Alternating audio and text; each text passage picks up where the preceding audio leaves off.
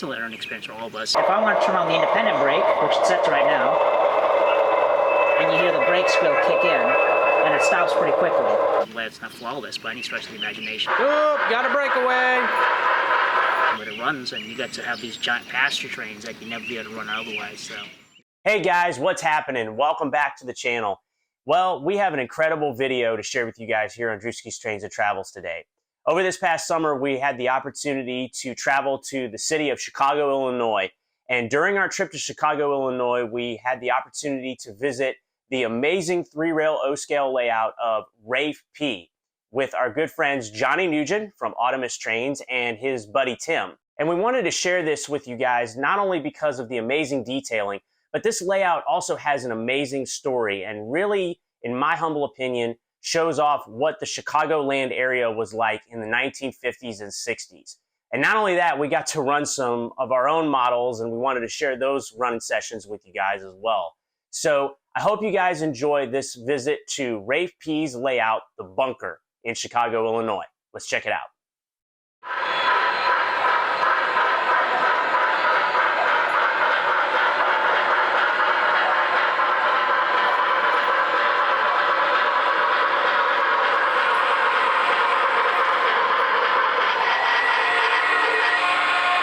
All right, all good.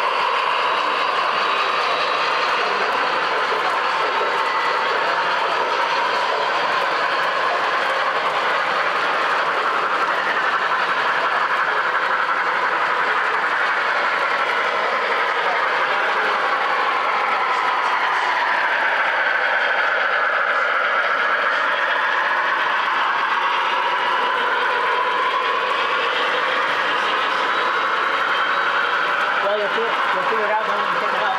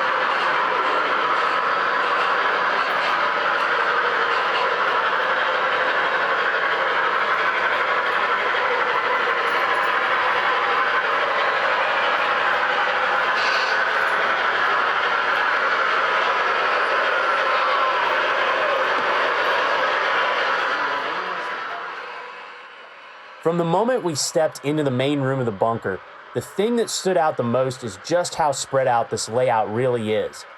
I kind of like to think of this layout like a big version of a NASCAR racing track. There's tons of crossovers, so you can go from one mainline track to the other and back again if you want, and there was tons of space to move around. Trains go from one scene to the next very seamlessly, and sometimes you can't even see your train, which really creates the illusion that your train is going on a journey, which just makes the experience that much more immersive. Since this layout is modeled after the Chicagoland area in the 1950s and 60s, it was neat to see all the little nods to the Chicago area sprinkled throughout the layout, including the elevated track in town with the transit train up top. You can see that even though this layout was still in progress when we visited, and I'm sure there's been lots of work done since we were last there, the beautiful scenery work and detail are really starting to come together to create a beautiful model railroad empire. Now, speaking of model railroad empire, while we were visiting the Illinois Railway Museum with Johnny and Tim that day, Johnny talked with us about how they met Raif and how the bunker layout came together. What follows is a perfect example of how one person's need and a love of trains can bring new friends together in this hobby. Here, take a listen. It's all thanks to Raif's generosity, because the story is that Raif is, he's been a collector for all his life, but he hasn't had a chance to build a layout. The one layout he did get to build, tear it down because of stuff that was going on. So, and his house is his daughter's, the basement's her space, so he respected that, let her have that. Well, at some point he wanted to build a layout, and he owns a law firm, and he asked his wife, hey, can I rent an office for the law firm to build a layout in? And she gave him a thumbs up, so he rented the space around the same time as he got to meet the guys here at the Miniature Models Podcast, Rochford and myself. And we got to talk with him through the Discord and all that, and eventually he was like, well, come down and help me build the layout, fun things. You just gotta enjoy the place and help me build it. So it's been a nice mutual relationship that we've had in that garden, and all of us are thankful. Raif just an old time says, man, I wish I had someone like me when I was your guys' age to build the layout and enjoy it. So yeah, for sure. He's been very kind and generous to provide the space and the equipment, and we thank him in kind by helping him build the layout, do the scenery, give him all the tips we've learned. And it's a learning experience for all of us. The layout's not flawless by any stretch of the imagination, but it runs, and you get to have these giant pasture trains that you never be able to run otherwise. So.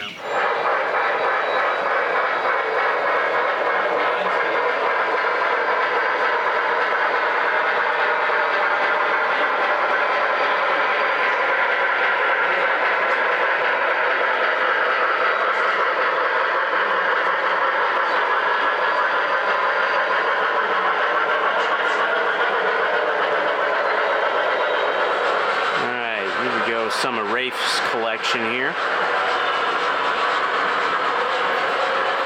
Some of his C&W stuff.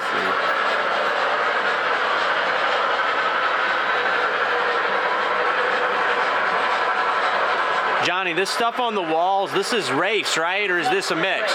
Okay. Here's an engine that should look awfully familiar.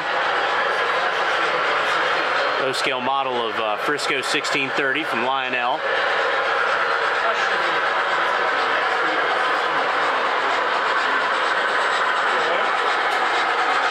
Union Pacific big boy here on the bottom. This is the 4014, the excursion version.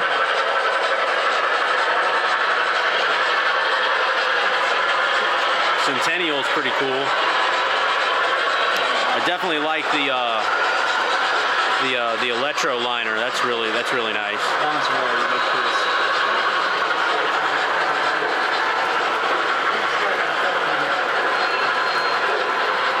I can't say that I've seen those very often, if at all. I don't think those tend to make their way out to where you are. No. Well, no. I mean, like in model form, I haven't seen too many of those. Have you seen the middle row? What's the middle row?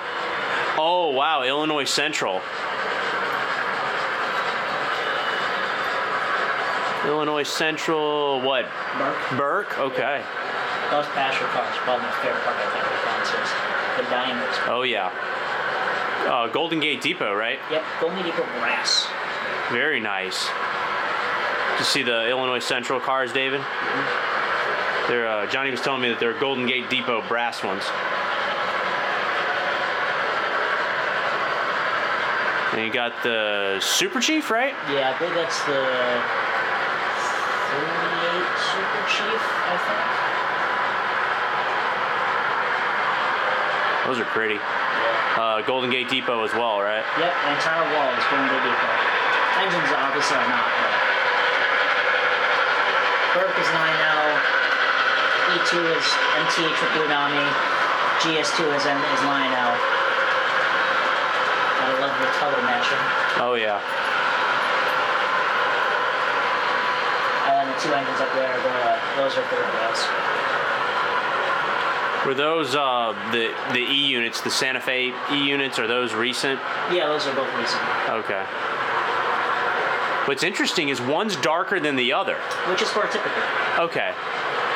I can't say that I've seen that because I guess I've always seen Santa Fe engines separate. I've never seen them side by side. Lou can probably give you a whole explanation about that. These ones are Raif's white whales too, the FP45s. Okay, I'm see. So these two schemes are very hard to find because they're the passenger small lettering version. Super fleet. See, now I know the freight version right here. Yeah. The passenger versions here on the left, I am not as familiar with those. I've had to modify these for Raif too, because this is a standard one, fuel tank wise. Because these are Rail King engines, they were developed in the Proto 1 era. Okay. For the Premier line. And because they had to worry about putting no 27 switch machine, which are massive, they had to shave down the fuel tank and make them smaller, which makes it look a bit ridiculous. Yeah. So Raif and I have been putting larger fuel tanks. Unfortunately, we had to cut some of the detail off to make them fit because these are SP40 fuel tanks. Okay. But they make the engine look beefier than they should be. Well, that's the neat thing about O-scale nowadays is you can do that stuff. You can customize. An engine is pretty much a canvas at that point for you to do whatever you want with it. Oh yeah. And we can 3D print a nicer fuel tank later, but as a stopgap, this is pretty good. Right. I definitely like the Dreyfuses. Yes. See, David has the box spot drivers version instead of the skull and disc drivers. Yeah. And he's got not the Lionel one right that we're looking at right now. Both he's of them got Lionels. Oh, both of them are Lionel? Yeah. Okay. So this one's a Smithsonian, and that one's the new run with Mercury. Okay. This one's been upgraded from conventional sounds to Blunami by Sid. Okay. Like the C&W Northern up there. Yeah, that is beautiful. It's a very nice engine, but it needs upgrades. Is it TMCC? Yeah, TMCC. See, I like unique steam locomotive models. That's one of the things that I really, really love. The C&W Mikado, now, is that prototypically accurate? I believe so. That one's actually didn't start out life as a C&W. That's a custom decal job by Lou. Okay, nice. Shoot, now that I know Lou does custom decaling, I'm going to have to send him some of my Although I've got a guy in Waller that can do stuff for me, and he's very, very good. Oh, yeah. His name is Ed, and I can't pronounce his last name, Flaggerher or something like that. Yeah, I got you. The Santa Fe 2900 is really nice as well. That used to belong to Elliot Shearer, I believe, who has the Munoz line, which is Okay. Really, really talented individual. Really nice to have one of his pieces. Now that's not laid off sick, right? No, someone else. Okay. What makes that engine really pretty is it's got the roller bearing rods and the markers in the right place. So you would know more about that than me. Like I know it with other railroads, but we got the very iconic CA1 caboose. One of the vision ones as well, with the sounds. In yellow. I can give a damn less about the sounds, to be honest with you. I think that's stupid. I don't think the sounds to me add anything. If they put the actual air whistle, like you heard at IRM, right? Then I'd be like, that's pretty darn cool. But they put some kind of wooden whistle sound on it or something like that. And Hudson. Yep. J1E Hudson. My favorite part, the favorite thing on the wall. Dr. Pepper Hopper. That was a Christmas gift from Sean to Raif because Raif hates Dr. Pepper with a passion. Raif, I'll give Raif credit where credit's due. He took it like a champ. He found it really funny. He actually put it in the display case for a couple of months. And it's a Lionel? I think it's a Weaver car. Oh, it's a Weaver. Okay. Yeah. Wow. And that was not a custom job. That came from the factory like that, right? Yeah, that's a Weaver custom. That's a Weaver factory one, yeah.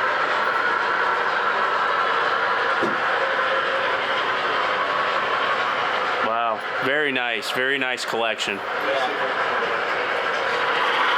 Johnny's SP AC9, all weathered up.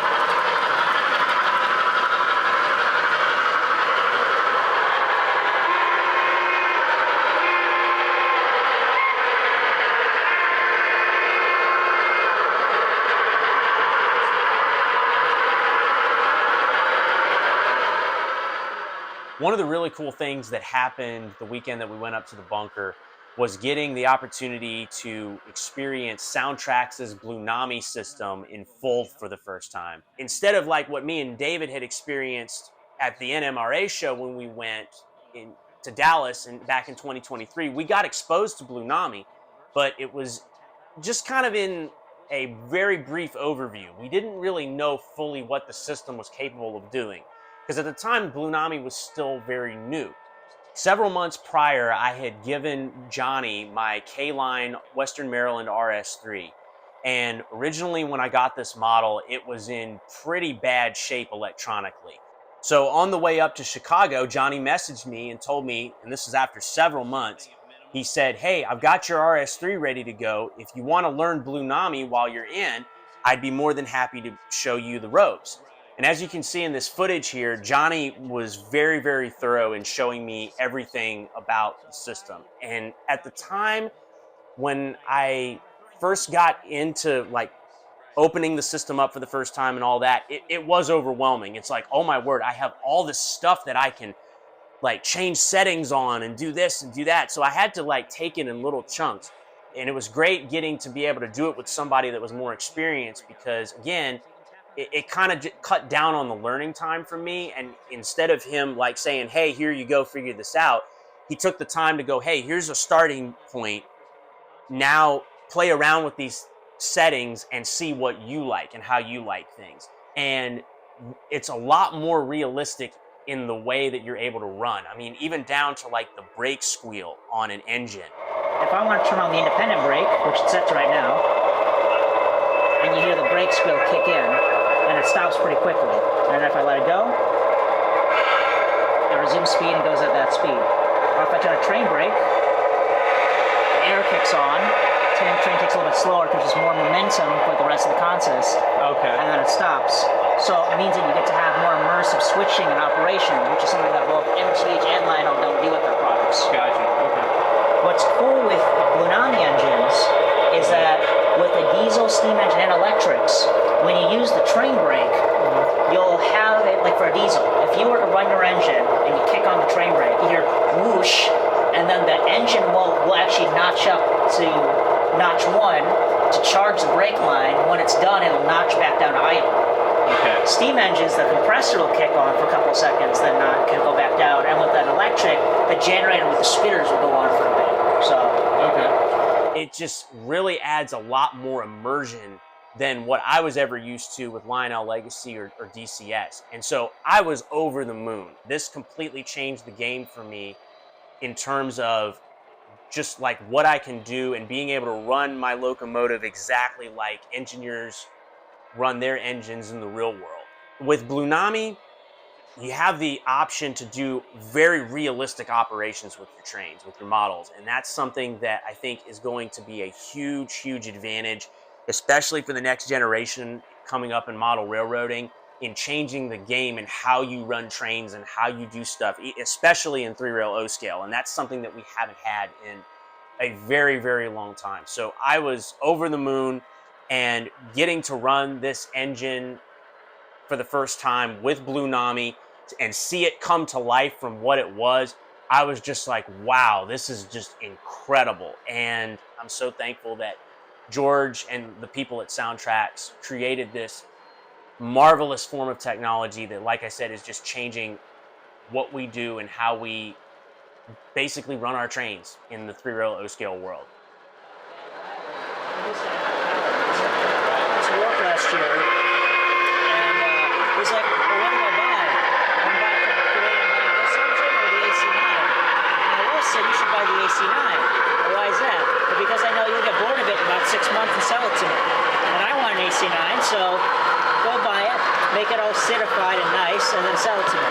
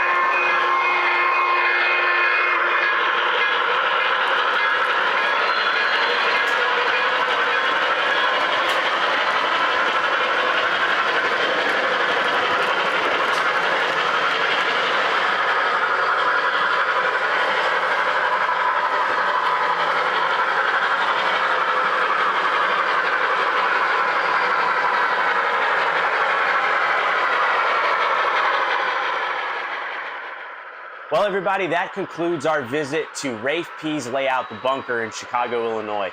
And I'll tell you, this was just an incredible, incredible experience. I'm so happy that I got a chance to be able to not only run on this layout, but also to get to know Johnny and Tim better. They're amazing dudes. They have some amazing stuff that they're doing for the hobby, and being able to check out, like I said, the Blunami system and what it had to offer, and just being able to do it with somebody that was very, very knowledgeable in that really changed my entire world when it came to O-scale model railroading. So I am so grateful that we had this opportunity to check out this layout, and I hope you guys enjoyed it as well, getting to see someone else's unique art and what they put in and the time that they put into a layout is always something that, for me, I really, really enjoy, and I hope you guys got to enjoy it as well. If you did enjoy this video, leave a like. It really helps the channel out a lot. And if you haven't subscribed to the channel already, what are you waiting for? We're always putting out new stuff on trains or model railroading or just the things that we enjoy in general in our travels. So definitely hit the subscribe button and turn on all notifications so that you get notified of any of our posts or anything that we put up on the channel. As always, guys, my name is Drew, and this is Drewski's Trains and Travels, and we'll see y'all down the tracks. Take care, guys.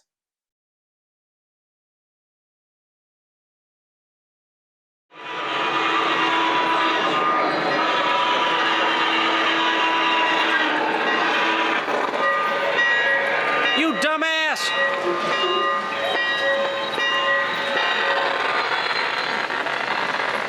Come on. Come on.